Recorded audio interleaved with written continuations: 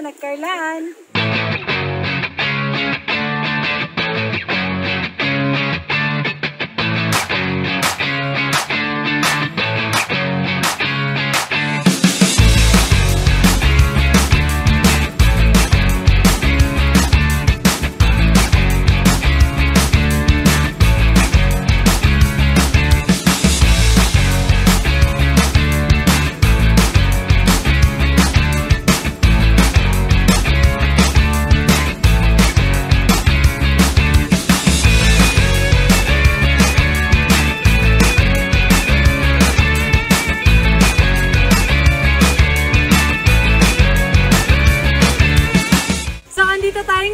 Dito sa balay.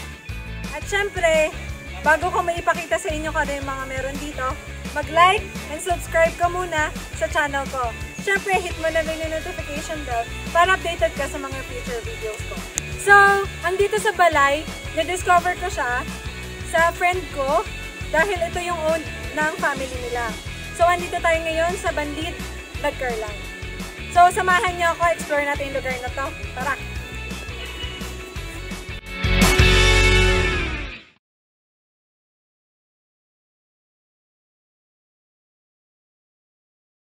So, hi guys!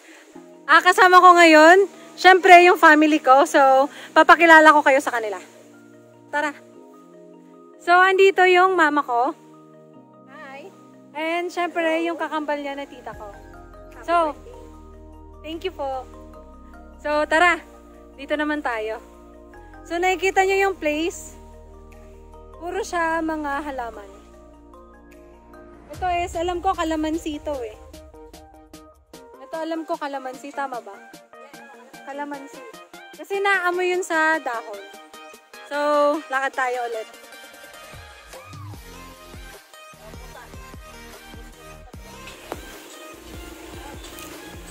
So, ito na sa likod ko, ito yung dining area. Dito kami nag-ready. Siyempre, merienda time na ngayon. Nag-prepare lang kami ng spaghetti and then coffee jelly. Tapos, meron din kami talaga ng puto. So, ito yung dining area. Meron din ako ditong papakilala sa inyo. So, ito yung dining area. Ayan. Andito yung tita ko. Hi! Hello! Andito rin yung pinsan ko. Macho, no? Andito rin yung isa, si Minor. Ito si Tita Nona, and then si Emil. Mabait yan. Single, guys. Tapos, ito naman yung mga tables. Ayan, oh. Perfect na perfect for family. No?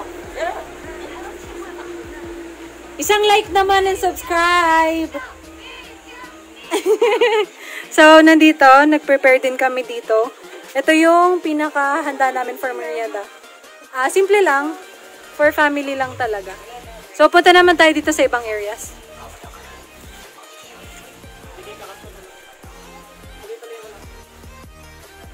Ito, pwede rin tayo mag-setup dito ng tent. Katulad namin, nag-setup ulit kami ng tent. In case lang, kasi medyo marami yung family. Pero guys, safe na safe dito. Kasi syempre, kayo lang yung nasa area. So, hindi kayo ma-expose sa kahit na sinong ibang tao. And then, syempre, open air. Ang sarap ng air.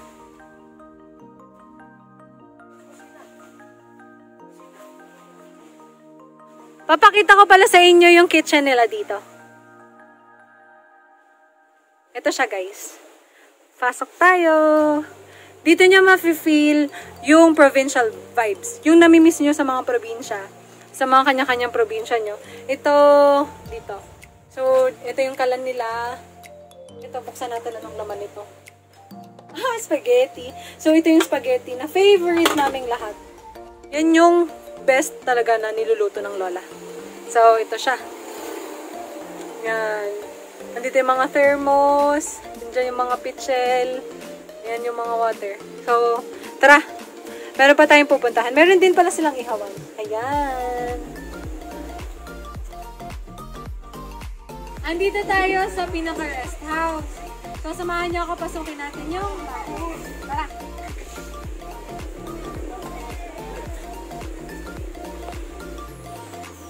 So, Pasko nakita niyo yung mga designs na to. Ayan, ready nila. Tapos, papakilala ko rin sa inyo yung mga lola kung naggagantahan. Sayang kulang sila ng isa. Tara.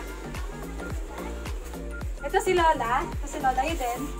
Ito naman si Lola Mari. Hi daw. Hi! Hi guys! Ang gaganda na. Diyan ako nagmana. Kita niyo naman. So, dito naman tayo. Ito yung small nila na sala. Ang cute, no? Ang cute ng structure. Sabi ko sa inyo, kung gusto nyo ng feeling vibes na probinsya talaga, punta kayo. Andito yung iba kong family. So, ito yung inaanak ko. So, birthday ko, actually tomorrow pa. Tapos siya naman yung susunod sa akin. Hi ka sa camera. Hi ka sa camera. Hi! Sabi mo lang, hi! Ayaw. Ayaw niya daw. Shy type guys, shy type. Ito naman, meron sila ditong napaka-cute na chair. Ito. Hindi ko lang alam kung saan siya gawa. Pero hindi pa yun. So, dito naman yung mga pinsan ko. Hi kayo sa camera. Kasi Annie, kasi Kerr. Hi. Shy type din sila. Ako lang talaga yung hindi shy type. Meron din silang lampara. Naalala nyo to? Pagka wala na kayong ilaw, ito yung bubuksan nyo. Lalagyan nyo lang ng lakas. Tapos, alam ko yung ikot nyo to eh. Tapos dito rin may sigaan din sila dito. Tapos pag gusto nyo kumain sa ibang part ito. So, nandito ulit sila. Upo ka lang dito, tapos kain ka. Tapos may small altar din sila. Pwede din kayo dito tumambay kung ayaw nyo sa labas. Then, syempre, pang picture taking. Dito tayo. May mga others pa na chairs dito. Ito, makalumang electric fan. Ang cute. Meron din silang horse. Mababasaging to. Anong pang pinyata? So, ito. Dito, kung gusto mo dumungo sa bintana, tingin-tingin ka dito sa nature. Punta ka lang din dito sa loob. Yan. Diba, ang lakas talaga maka-fresh at saka maka-peaceful ng mind. So, punta tayo sa ibang parts. So, ito yung part na isa sa mga pinaka-favorite ko. Ang cute kasi ng design. So, pwede kayo dito kumain. Puka muna dito. Pwede ka na rin mag-picture taking. Meron pa silang other chairs dito. Ito naman. Tapos yung parang wood. So, pwedeng apat dito. Kung gusto nyo magkape-kape lang, upo lang kayo dito. Diba, ang ganda talaga sa ganda ng sobrang lamig ng hangin. Tapos, meron din tayo ditong grotto. Inamaman. So, ang ganda rin ng pagkakagawa. Meron din sila ditong ano pala. Ito, alam ko rambutan to. Parang last year yata nag-harvest sila ng mga rambutan. Meron din silang lansones. Ito guys, may papakita ko sa inyo yung guyabano. So guys, ito yung puno ng guyabano nila. Kita nyo, may mga bunga na. Ano siya? Parang mga 5 na siya mahigit. Hindi ko lang sure kung mga hinog na sila, pwede nang kainin. So, dito naman tayo. Ang balita ko guys, meron silang natural swimming pool. Samahan nyo ulit ako, explore pa natin yung dagat. Kasi meron akong nakikita doon sa part na yun. Tara! Puntahan natin yung natural swimming pool nila.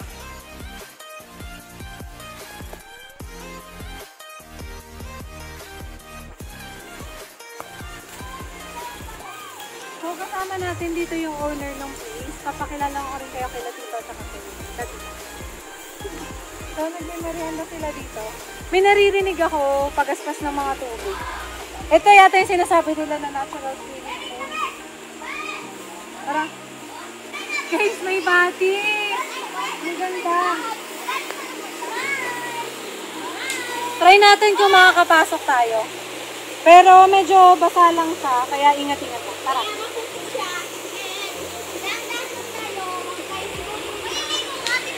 Hindi.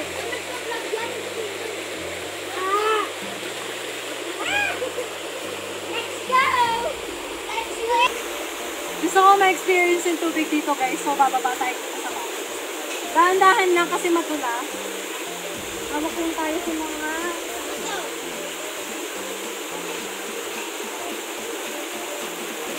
tubig. Enjoy ba kayo? Uy, baka malalim yan ha. Nandito din yung iba kong mga pinsa. Kanina pa sila nag-tubig. Malamig ng tubig. Malalim ba? Opo.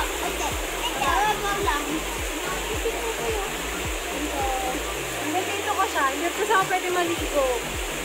So, dito, sana kami sa dito. Kawin muna kayo. Huwag niya kumako sa akin. Hi! So, kung gusto nyo maligo dito, guys, umulan lang daw sa taas, kaya medyo hindi malinaw yung tubig. Pero pag hindi naulan, kita mo yung baba. Tulungan natin siya. Tara! Baka nalaglag ko.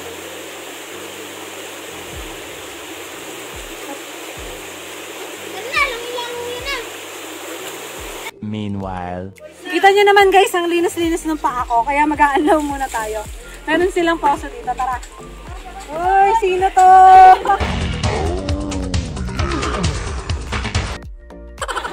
Vlog yan! Ay! Vlog yan!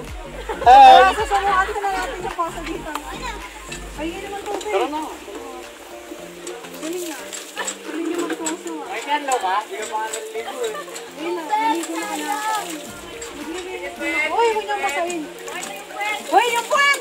Bago niyong sensor! Ay, try ko. Tatan muna ako. Okay, good luck. Try ko magbaso para makapaglinis ako ng maayos. Ang saya. Yung mga hindi pa nakatry magposo, try nyo na dito. Mga gamit lang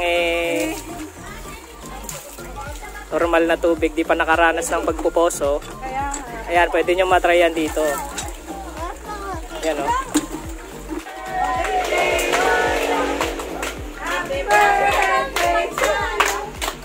Happy birthday, happy birthday, happy birthday to you. Thank you. Ay, video blow ng candle. Thank you po sa pagpunta sa birthday ko. Uy, bayad daw! Ay, ang wish mo. Ang wish ko. Secret.